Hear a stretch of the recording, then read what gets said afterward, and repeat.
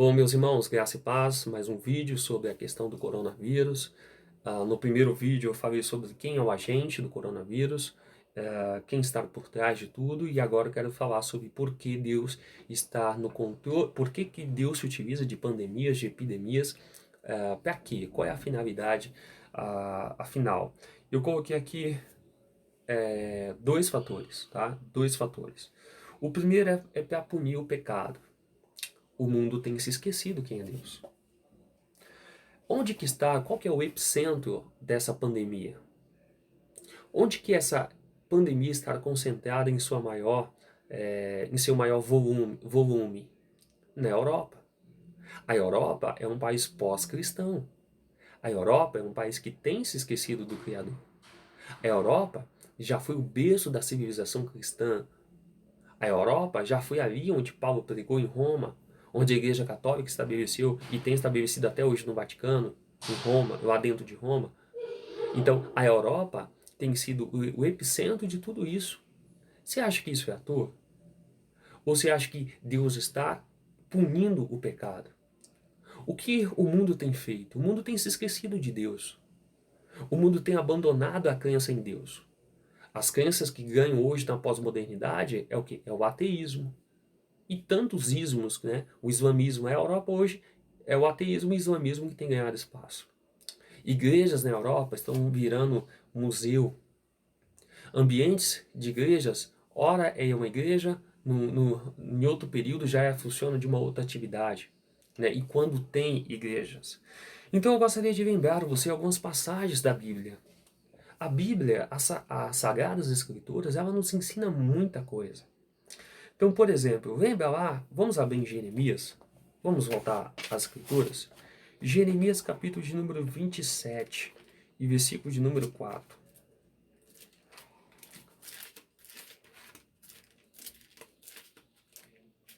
Jeremias 27, 4, meus irmãos, até o versículo de número 6 diz: E lhes darás uma mensagem para o seu Senhor, e dizendo: Assim diz o Senhor dos Exércitos, o Deus de Israel, assim direi a vossos senhores: Eu fiz a terra, o homem e os animais que estão sobre a face da terra, pelo meu grande poder e com o meu braço estendido, e os dou a quem me agrada. E agora eu entregarei todas essas terras nas mãos de Nabucodonosor, rei da Babilônia, meu servo, e até os animais do campo lhe darei para que o sirva. O que essa passagem fala? Israel estava vivendo uma vida de pecado. Deus já tinha alertado os israelitas que ele se vingaria, estabeleceria a sua justiça. E os israelitas não deram crédito à palavra de Deus. Os israelitas não obedeceram da palavra de Deus. Então Deus falou pela boca do profeta Jeremias que a terra e os israelitas ele daria na mão dos babilônios. E sabe o que a Babilônia fez? O que Nabucodonosor fez no ano 605, a partir de 605 a.C.? A Babilônia invadiu em 3 ocasiões diferentes a terra dos israelitas. Em uma delas, ateou fogo no templo, saqueou o templo, roubou os ouros, os objetos, queimou o templo, derribou o templo, os muros e a cidade de Jerusalém, além de levar muitas pessoas cativas para a Babilônia. Foi isso que aconteceu, foi terrível, irmão. 70 anos de cativeiro babilônico. 70 anos longe de suas terras. 70 anos sem um tempo para adorar a Deus. Por quê? Por causa da desobediência. Então Deus se utiliza, assim, de pandemias, de guerras, de coisas para se vingar, para derramar a sua ira, para punir o pecado, porque o homem tem se esquecido de Deus. Lembre-se também, por exemplo, do dilúvio. Gênesis capítulo de número 6. Por que Deus estabeleceu o dilúvio? Deus matou todo ser vivente na terra, exceto aqueles que estavam na arca com Noé. Por quê? Porque o homem tinha se esquecido de Deus. Porque a iniquidade tinha se aumentado em proporções gigantescas, que Deus não aguentava mais ver aquele mal e exterminou todo ser vivente. Então, irmãos, a gente tem várias outras passagens, por exemplo, Romanos 1 e versículo de número 18. Romanos 1,18 diz: Porque do céu se manifesta a ira de Deus sobre toda impiedade e injustiça dos homens que detêm a verdade em injustiça. Então, do céu, Deus manifesta a sua ira, sim. Do céu, Deus manifesta a ira dele porque a humanidade precisa acordar. Hoje, o mundo, as pessoas talvez estejam percebendo que a ciência, que daqui a alguns tempos inventarão uma vacina, que graças a Deus essa pandemia vai embora, mas perceberão que eles não são infalíveis, que eles não são eternos, que eles não são todo-poderosos. Eles precisam de Deus. Um ser unicelular, invisível aos olhos humanos, tem colocado impérios, tem colocado nações que se diziam poderosas de joelho.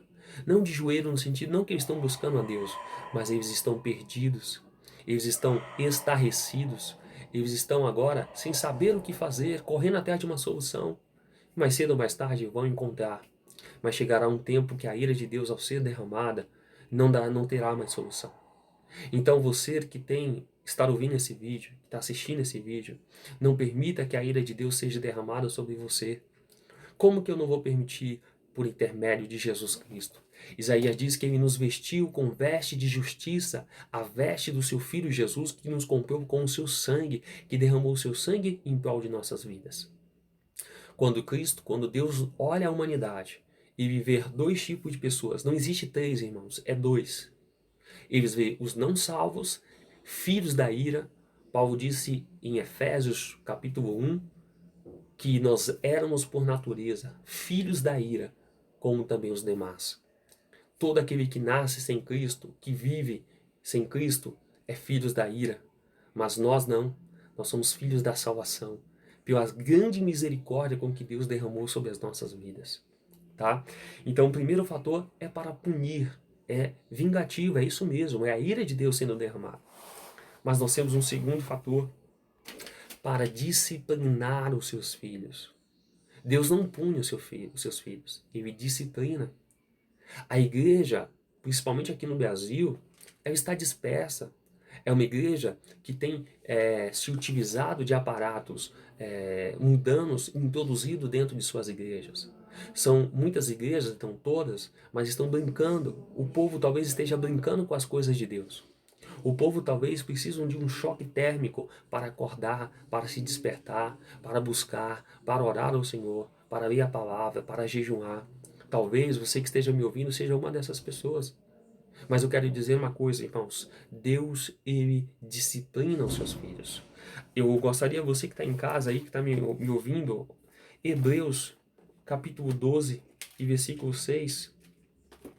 Olha o que diz Hebreus.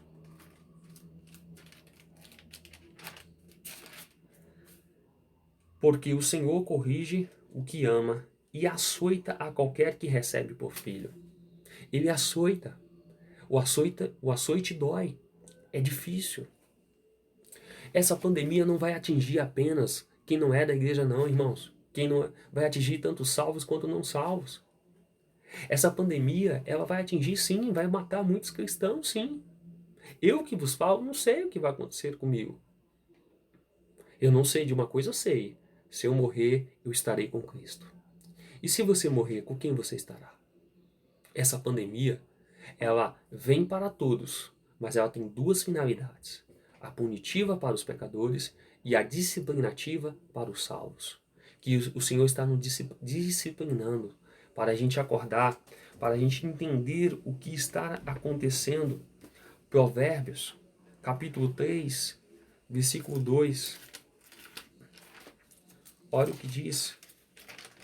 3:12, perdão. Porque o Senhor repreende aquele a quem ama, assim como o pai ao filho a quem quer bem. Então Deus, ele corrige porque ele nos ama. Ele nos ama. Certo? Para finalizar, ainda dentro dessa última questão, eu não sei como terminaremos essa pandemia. Espero que não vá demorar tanto tempo. Mas teremos um novo recomeço. O Japão, quando saiu da Segunda Guerra Mundial, teve um novo recomeço. Hoje é uma potência industrializada, tecnológica, civilizada. O povo, quando saiu do dilúvio, teve um novo recomeço. Os israelitas, quando saíram do cativeiro babilônico, tiveram um novo recomeço E Ageu diz, no capítulo 2, versículo 9, que a glória da segunda casa seria maior do que a da primeira. É um novo recomeço. Os israelitas, depois de passarem 70 anos no deserto, acordaram, se despertaram pelo aquilo que estava acontecendo e voltaram suas atenções para o Criador, voltaram suas atenções para Deus, voltaram suas atenções de maneira tal que nunca mais na história de Israel eles foram considerados um povo idólatra. Eles abandonaram a idolatria, eles deixaram de lado a idolatria e passaram a seguir o Deus Jeová, o Deus de Israel. O Deus de Israel está conosco. O Deus de Jacó é o nosso refúgio. Fique ligado, publicaremos mais vídeo. Você que gostou, aperte aí dá um like, um gostei, compartilhe com seus amigos, compartilhe na sua página no Facebook, mande esse vídeo para o maior número de pessoas, para que a palavra de Deus possa ser propagada. Deus abençoe vocês, em nome de Jesus, até breve.